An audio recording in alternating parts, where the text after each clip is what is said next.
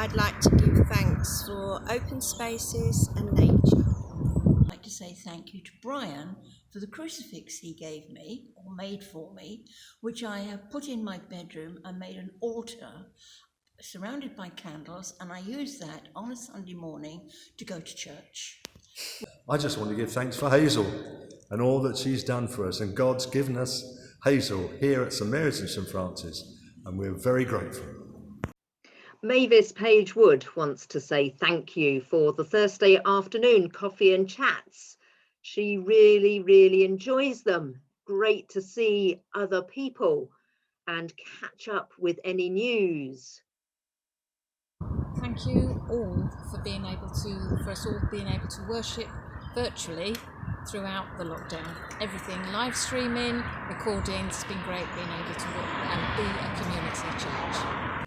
Probably to me one of the most important things has been Messy Church, because we've been able to meet. There's a planning group of 8 people, and we've managed to plan and work out things that have really supported the families and the children that we usually see at Messy Church, and possibly a few others, because we don't know who's watching Hazel's wonderful Blue Peter performances online.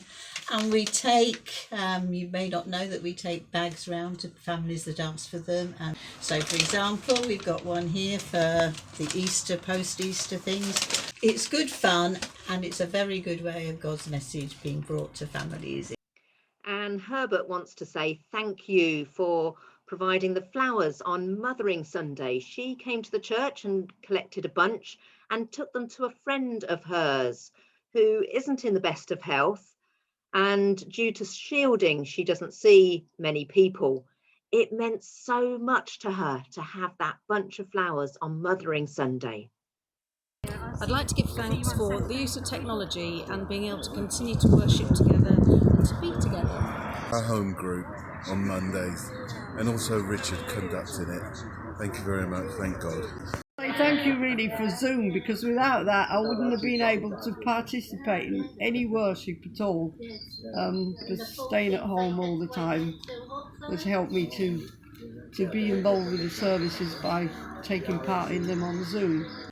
Well, I think one of the most surprising things that I really appreciated was the sessions that we had dealing with these issues to do with inclusion, and particularly those 2 Zoom panel meetings, and we had people talking about experiences of racism, and the panel that talked about their experiences of disability and being disabled in a wide context, but also in a church context. And I think we've opened some doors for some really important discussions.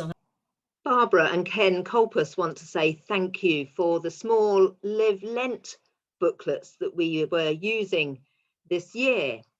They found them very helpful and hope that there will be something similar in the future. I'd like to say thank you to Elizabeth for bringing me the papers on a Saturday morning, irrespective of the weather.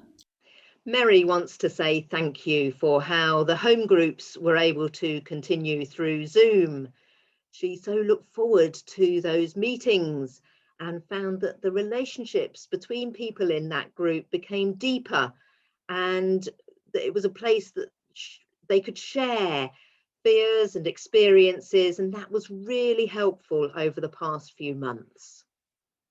Very thankful that we've all managed to stay together as a community, and I'm thankful for the ministry team that have ensured that happens, and I'm thankful that that's given us the strength to reach out to the community, and we've been able to do things like the food bank.